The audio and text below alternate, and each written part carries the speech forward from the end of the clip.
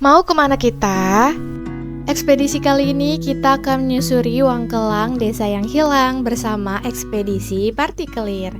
Perjalanan dimulai di jam 8 dari rumah masing-masing menuju ke rumah Mas Dul Jenar di Cawitali. Karena sebelum ke Wangkelang kita akan menyusuri petilasan Syekh Siti Jenar terlebih dahulu di Lemah Abang. Perjalanan kali ini kita bersama dengan Mas Dul Jenar sebagai warga lokal dan juga ranger dan pegiat budaya juga. Ada juga Mas Miftah Wibowo sebagai filolog dan sejarawan, dan juga Bung Baidi sebagai pegiat sejarah dan penulis sejarah Tegal. Ada juga Kak Dini sebagai pengendali ekosistem hutan dan para pegiat sejarah yang lainnya. Ini ada tangga berudak.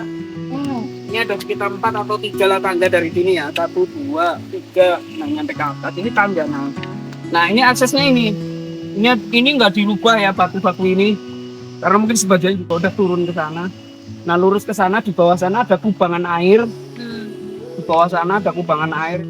Semacam tempat bersuci berarti buat naik ke sini kan. Naik dari bawah sana naik ke sini lurus. Berikut foto yang kami ambil sebelum petilasan Syekh Siti Jenar ini dipugar. Dan ini adalah penampakan setelah petilasan ini dipugar. Walau agak disayangkan karena batuan dari bangunan aslinya sudah tidak terlihat, tapi tempat ini jadi lebih bermanfaat untuk melakukan tradisi atau adat kebudayaan warga sekitar. Pedukuhan ini namanya Pedukuhan Lemah Abang. Jadi Pedukuhan Lemah Abang itu berarti berawal dari petilasan ini. Karena awalnya Lemah Abang itu namanya Keputihan.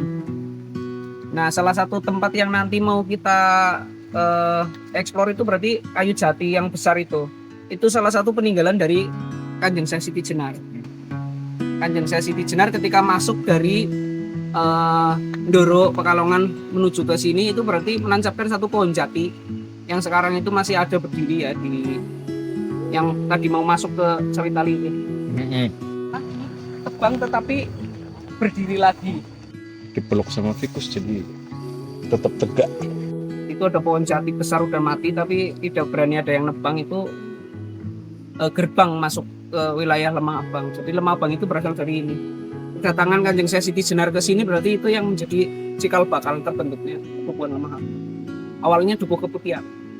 Sebuah petilasan juga biasanya ditandai oleh pohon nagasari seperti yang ada di petilasan Syekh Siti Jenar berikut ini. Di sini juga ada pohon fikus yang akarnya masih kuat banget menahan lereng agar tidak longsor. Kemudian kita melanjutkan perjalanan menggunakan motor menuju ke Bendungan Cawitali yang ada di Desa Cawitali, Kecamatan Bumi Jawa, Kabupaten Tegal, Jawa Tengah. Namun sesampainya di area bendungan kita tidak bisa melanjutkan perjalanan menggunakan motor karena masih di palang. Jadi kita menuju bendungan dengan berjalan kaki sembari melihat-lihat pemandangan dengan sesekali mendengarkan penjelasan asal-usul atau sejarah bendungan ini dari Mas Dul Jenar. Di antara tahun 1600-an itu masih pakai lubuk kelapa. Itu pohon kelapa. Ya, pakai pohon kelapa. Nah, baru di tahun 1909 itu pemerintahan Hindia Belanda melakukan pembangunan ini. Kalau dulu di eranya Ki Gedes Bayu di tahun 1600-an masih di bendungnya nganggo lubuk kelapa. Buat bendungnya. Iya.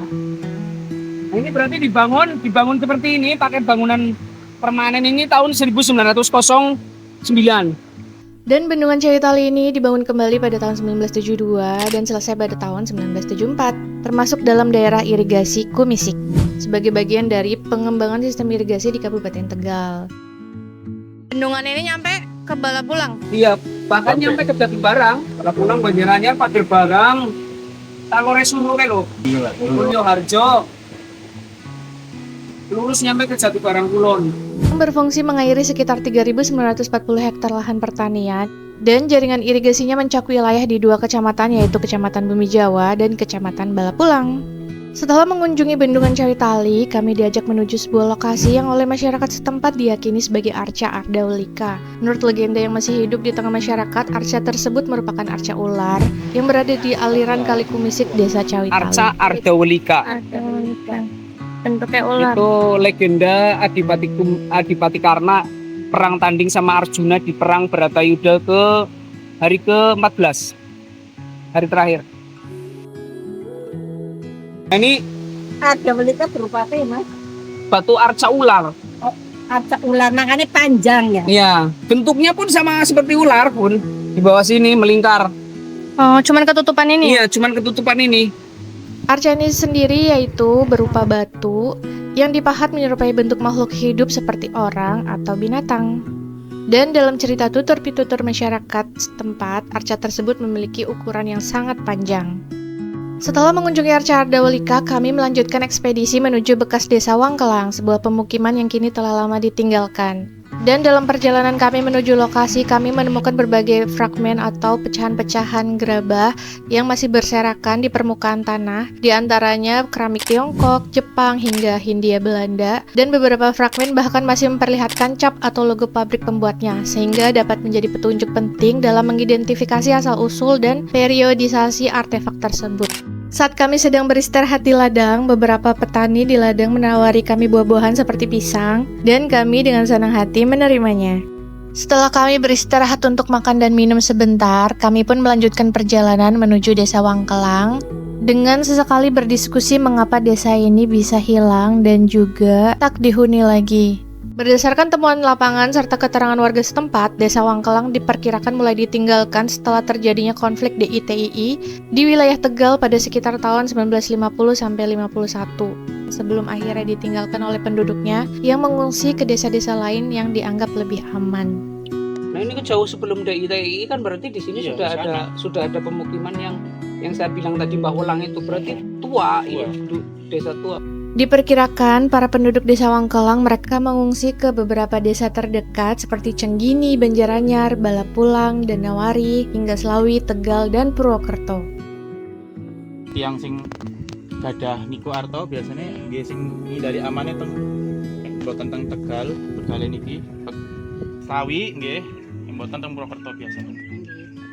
Dalam perjalanan menuju Bukit Wangkelang, kami juga diberitahu oleh Kak Dini sebagai penjaga ekosistem hutan bahwa di sini terdapat Bolivian coriander atau disebut juga ketumbar Bolivia yang wanginya seperti mangga muda dan enak banget daunnya untuk salad. Hal yang menarik adalah letak desa Wangkelang yang berada di kawasan perbukitan relatif jauh dari pelabuhan, namun justru menghasilkan temuan keramik impor dan berbagai artefak perdagangan dalam jumlah yang cukup banyak. Kondisi ini memunculkan dugaan bahwa Wangkelang pernah menjadi bagian dari jaringan perdagangan atau jalur distribusi pada masa lampau. Bisa jadi pada zaman dahulu Wangkelang adalah kota metropolitan pada zamannya. Di sekitar makam Mbah Welang, Kak Dini juga menemukan adanya pohon karet bulu atau Ficus drupacea dan pohon beringin atau Ficus stricta. Menurut Mas Miftah juga, di sekitar Wangkelang itu masih terdapat tahi besi atau sisa pembakaran atau endapan peleburan besi yang menguatkan dugaan bahwa kemungkinan besar Empu Welang menempa kerisnya di sini. Nah, ini aksesnya kalau menurut peta BKP Halinggapada ya, ikutnya BKP Halinggapada KPH Pekalongan Barat. Ini masuknya di Kemanten Sawitali. Kemanten Sawitali itu batasnya berarti Margasari, kemudian di sini batas Rajawetan, di sana Cempaka, Gunung Agung, itu masih ke Kemanten Sawitali. Ya, sekian ekspedisi Wangkelang kali ini. Sampai ketemu lagi di ekspedisi selanjutnya ya.